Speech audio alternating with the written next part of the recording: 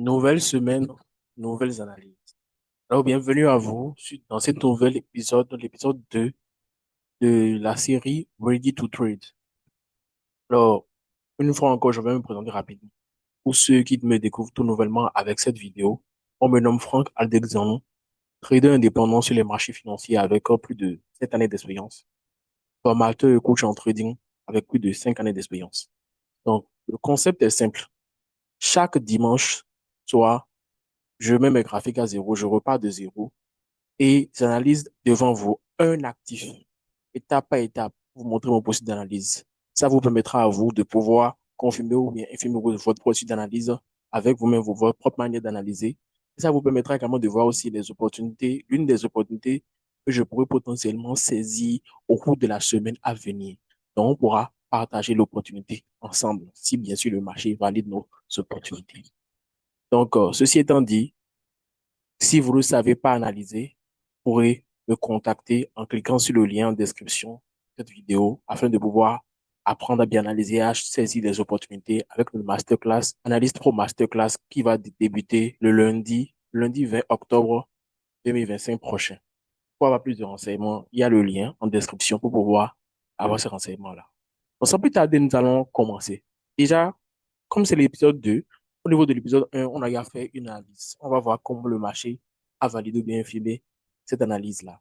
Et est-ce on aurait pu prendre l'opportunité ou pas avant d'aller sur un nouvel actif et de faire notre travail comme prévu.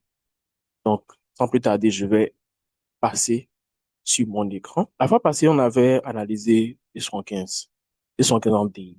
C'était sur ça qu'on s'était arrêté lors de l'épisode 1.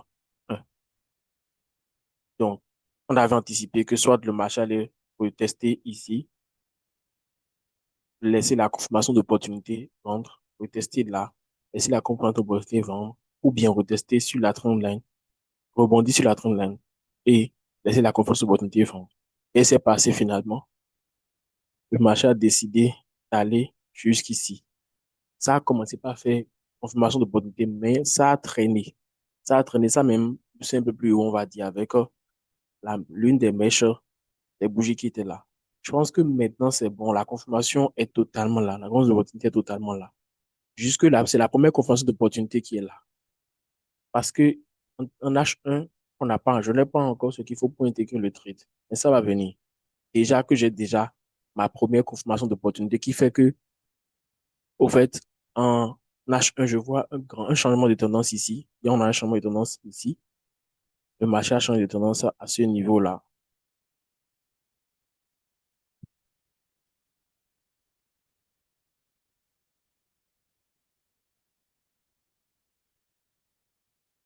Donc, on a un changement de tendance qui est visible là.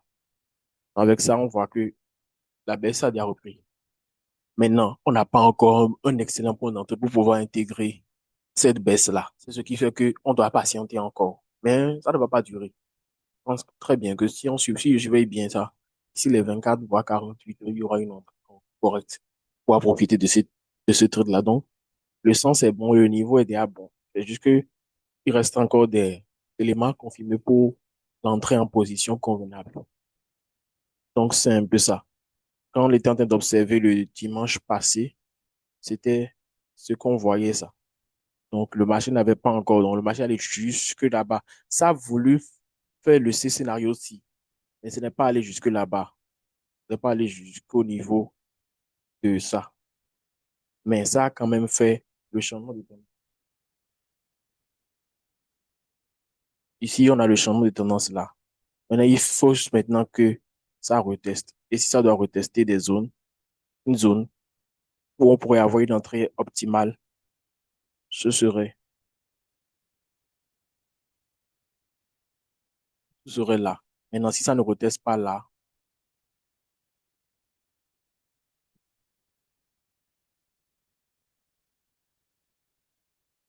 qui a été fait une fausse cassure. Si effectivement ça casse, si ça ne reteste pas et que ça casse, on va attendre le retest sur ça pour pouvoir vendre. Sinon, si ça reteste là-bas, on prend là. Il y aura cassure, peut-être notre entrée encore pour vendre. Donc concrètement, c'est maintenant que ce trade veut nous donner. C'est maintenant que cette opportunité veut se confirmer pour pouvoir la saisir, pour pouvoir être saisie. Donc ça, c'est bien déjà. Mais nous n'allons pas nous arrêter ici parce que je dois reprendre à zéro sur un actif. Et cette fois-ci, pour aujourd'hui, c'est l'actif V25, le Volatility 25S.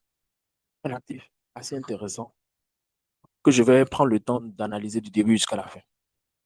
Donc, première étape, vous savez déjà, c'est de déterminer la structure du marché, le sens actuel du marché. Déterminer le sens actuel du marché en mettant en exergue les sommets et les creux majeurs qui sont les plus proches du prix. Voilà. Donc là, qu'est-ce qu'on voit? On voit que, en fait, il y a eu d'abord, il y a eu d'abord une baisse depuis un petit moment.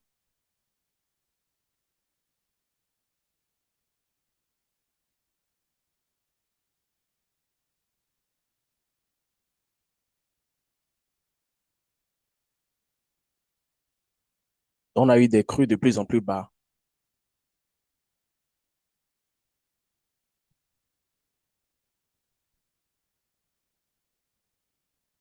Mais on a dépassé le dernier creux. On a des sommets de plus en plus bas, pardon. Donc, ça veut dire qu'il y avait une tendance baissière propre là. Maintenant, on a dépassé, le marché a cassé et a clôturé au-dessus du dernier sommet remarquable de cette tendance baissière-là. Ça va dire qu'il y a eu changement de tendance. C'est ça qui se manifeste avec une consolidation. Donc, on vient voir très bien que la consolidation, le marché avait fait une consolidation là. Donc là, on passe de tendance baissière à tendance haussière. Donc, ce qui nous intéresse réellement là, c'est tendance hausse.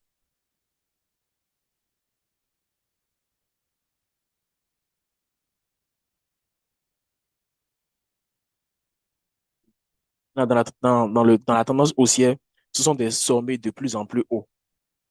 Des sommets de plus en plus hauts. Des creux de plus en plus hauts, pardon. Des creux de plus en plus hauts. Creux, creux. Donc là, on a déjà trois creux de plus en plus hauts. Donc, on est dans une tendance haussière. Je vais marquer maintenant le niveau d'invalidation de la tendance. Là, le niveau auquel aussi le marché revient là, et que ça casse ses clôtures, ce niveau-là, il faudra qu'on sache que ce n'est plus une tendance baissière, ce n'est plus une tendance haussière. Ça se transforme en tendance baissière maintenant.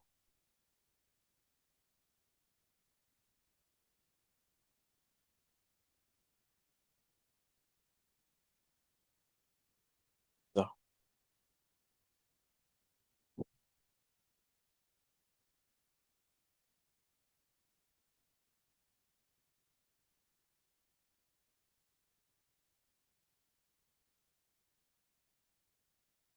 Voilà. Donc, si le marché évolue, si le marché retourne jusqu'à casser, clôturer plus bas que ce niveau-là, ça voudra dire que le marché n'est plus en tendance haussière. Donc là, tendance haussière, mais non, tendance haussière, ça ne suffit pas. On est dans quelle phase du marché, de la tendance maintenant? Est-ce une impulsion, mais c'est un retracement? Là, on voit que le marché est en impulsion. Donc là, on va dire que le marché est en impulsion. Donc ici, la tendance haussière impulsion en cours actuellement. Donc je vais faire le récapitulatif, je vais écrire ça dans un label de test pour ne pas oublier.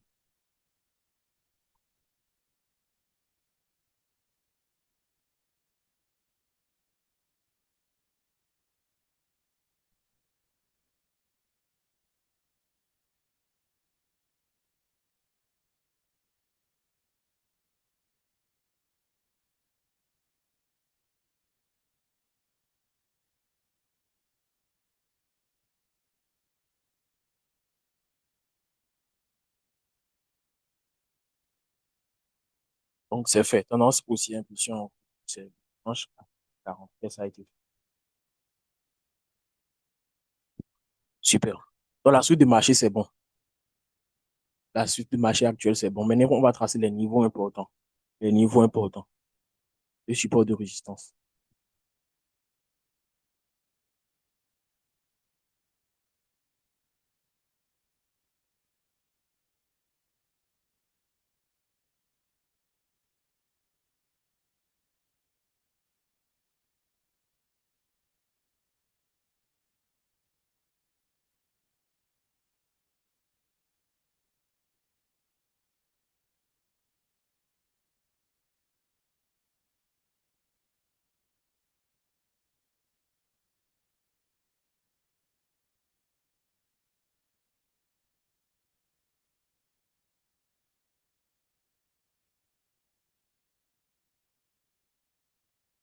Ici aussi,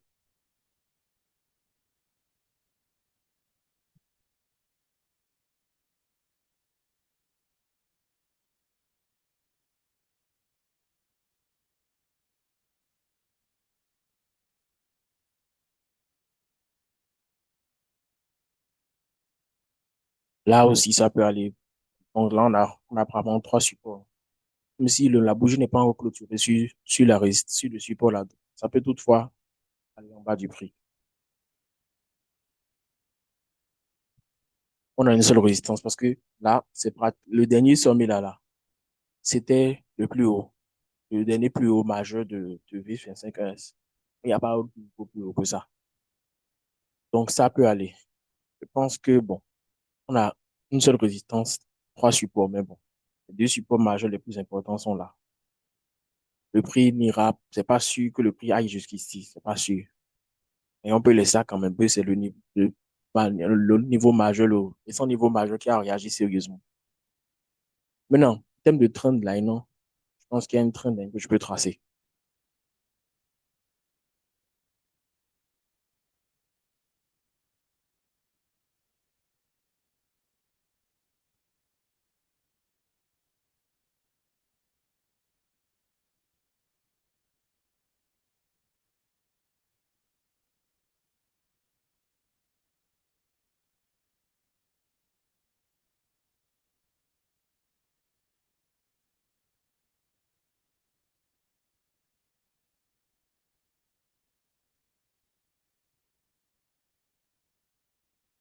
On a une trendline haussière. On commence haussière correcte et en impulsion. Donc, on est en impulsion, ça veut dire qu'il y a une opportunité qui a déjà démarré. Donc, tout ce qu'on peut faire, c'est aller dans le téléphone inférieur pour avoir peut-être des prix secondaires pour pouvoir profiter de l'opportunité qui a déjà démarré depuis là. Sa meilleure entrée est ici. La meilleure entrée était ici. Mais comme on ne peut plus la voir, au fait, on peut avoir des entrées secondaires jusqu'à ce que l'impulsion s'arrête. Et moi, je vais mieux même me calmer pour que l'impulsion s'arrête et que le retracement démarre. Mais là, il faudrait être super patient. Il faudrait être super, super patient parce que, au fait, là, c'est vrai, le marché a démarré sa hausse depuis, ça a commencé par faire l'impulsion depuis pratiquement 3 jours. Bon, la vraie impulsion a démarré depuis 6 jours, depuis une semaine. Mais la hausse a pris de l'ampleur, ça fait 3 jours. Donc, peut-être que ça va prendre 3 à 4 jours pour retracer. Si le retracement démarre, bien sûr. Si le retracement ne démarre pas, ça va dire qu'on va continuer par monter. Donc, potentiellement, trouver des impulsions, des entrées en H1 pour suivre l'impulsion. Sinon, la meilleure opportunité serait d'attendre le début d'une nouvelle opportunité. La meilleure chose à faire, c'est d'attendre le début d'une nouvelle opportunité. Et ce sont ça que nos scénarios vont montrer.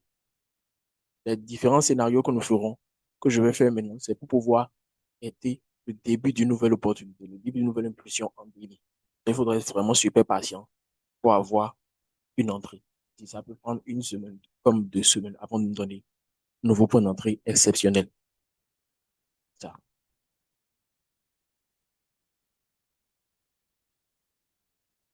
Ici, je peux ajouter la trente des noms de retracement qu'il y a ici.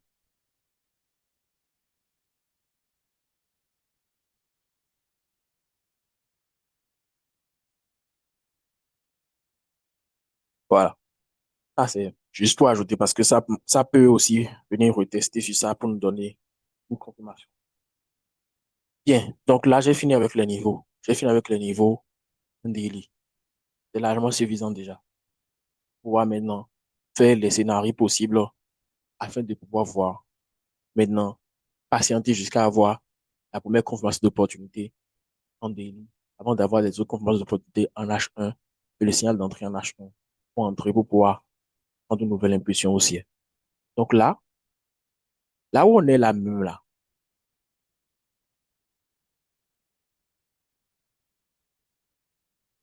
il se peut que, il se peut que le marché débute son retracement. C'est possible.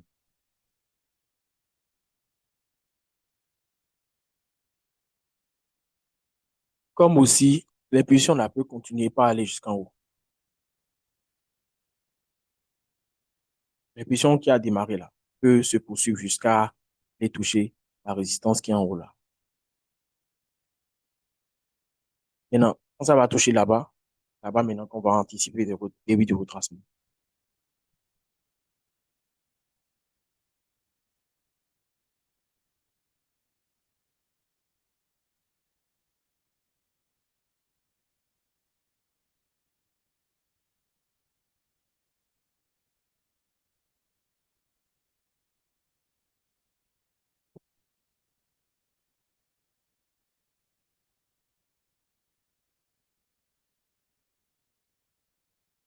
Maintenant, ça peut, ça peut enfoncer pour aller un peu plus bas, hein, jusque, on va garder les deux niveaux là, là, pour ne pas rencontrer.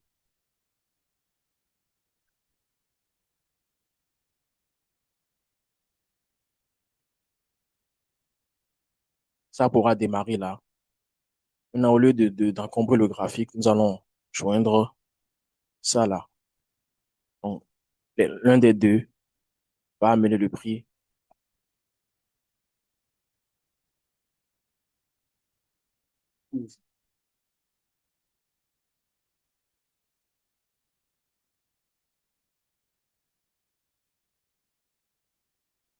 Soit le marché peut s'arrêter là, là, là aussi, et pour continuer sa chute. Ça fait les deux scénarios également. Soit ça chute là pour monter, soit ça chute là pour monter et une retrace. Moi, c'est ça le scénario le plus probable selon moi. Ça peut même enfoncer même, aller même un peu plus bas avant de monter.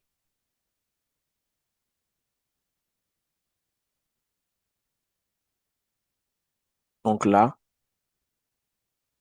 ça peut aller hein, pour le scénario. Je vais essayer d'ajuster un peu en H1.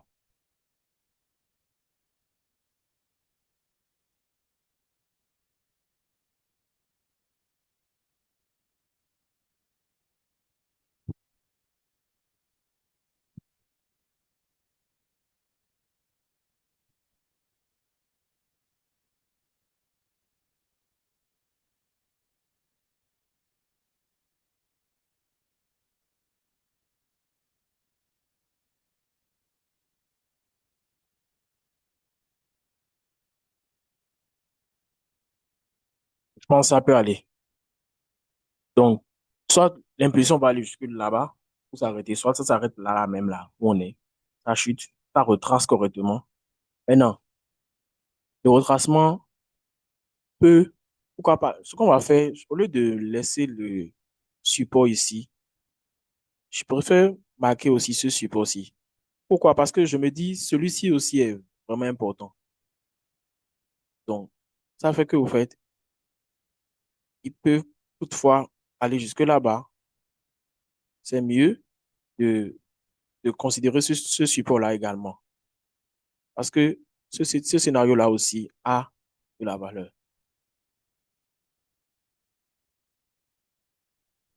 Donc, un entre les trois, avec les variantes 1, là, c'est plus de probabilité que le retracement s'arrête quelque part d'intéressant pour pouvoir donner une nouvelle impulsion. Mais avec le support que j'avais matérialisé avant, je n'avais pas de scénario proche là. Donc, c'est un peu ça ce que j'anticipe sur B25 1S en daily pour cette semaine. On aura l'opportunité de voir. Maintenant, est-ce que je vais directement aller commencer par tracer les choses en H1? Non. C'est mieux pour moi d'attendre. C'est mieux pour moi d'attendre parce que ça ne va servir à rien de tracer des niveaux que je vais ajuster encore après. C'est là, on a pratiquement un mouvement qui est quasi rectiligne. C'est mieux que ça qu'on va retracer avant que je ne cherche à tracer maintenant des supports qui peuvent l'accueillir et potentiellement avoir des deuxièmes confirmations avant d'entrer en position. Donc, c'est un peu ça, ce que j'observe ici. Donc là, tout ce que j'aurais à faire avec ce que j'ai partagé avec vous dans l'épisode précédent et dans cet épisode, c'est de guetter la deuxième confirmation d'opportunité sur V5, V115 qui va potentiellement venir d'ici là. Et ici, attendre patiemment que l'impulsion la termine, le retracement démarre. Et quand le traitement va démarrer, il faut que le traitement soit pratiquement à sa fin, avant que je ne rentre pas chercher des confirmations qui doivent me montrer le début de confirmation en daily pour avoir maintenant la confirmation ultimement en H1 pour intégrer le trade en achat pour pouvoir acheter l'actif, pour pouvoir profiter d'une nouvelle vision. Parce que cet actif-ci est dans une tendance haussière correcte depuis un très bon moment. Donc, ceci étant dit, nous sommes à la fin de cet épisode de Ready to Trade. Si vous avez aimé, n'hésitez pas à mettre un like, abonnez-vous, commentez, faites part de ce que vous avez compris, de ce que vous n'avez pas compris. Si vous avez aimé l'analyse, si vous aimez jusque-là, si vous voyez autre chose aussi, faites-moi part aussi dans vos commentaires. Et pour ceux qui aimeraient participer, avoir plus de contenu, moi, je vous invite à cliquer sur le lien pour intégrer mon groupe WhatsApp ou bien mon groupe Telegram dans lequel je partage de la valeur, encore plus de valeur d'une autre manière là-bas aussi. Et si vous voulez vraiment être accompagné, coaché pour pouvoir apprendre à très bien analyser de manière simple et correcte, comprendre les marchés, analyser de manière simple et correcte, et aussi pratiquer à fond pendant une semaine avec moi. La masterclass, analyse pour masterclass, c'est sur 2 semaines et ça démarre le lundi 20 octobre prochain, le 20 octobre 2025. Donc, il faudra cliquer sur le lien en description de cette vidéo pour pouvoir prendre plus de renseignements et pouvoir faire votre inscription pour nous rejoindre. Donc, sur ce point, je vais vous souhaiter de passer une agréable suite de journée ou bien de soirée. Ça dépend du moment auquel vous suivez cette vidéo. Et nous allons laisser le marché nous donner des opportunités dignes du nom que nous allons saisir pour pouvoir gagner de l'argent, beaucoup d'argent. Parce que c'est pour ça qu'on fait du trading, changer notre vie. À la prochaine.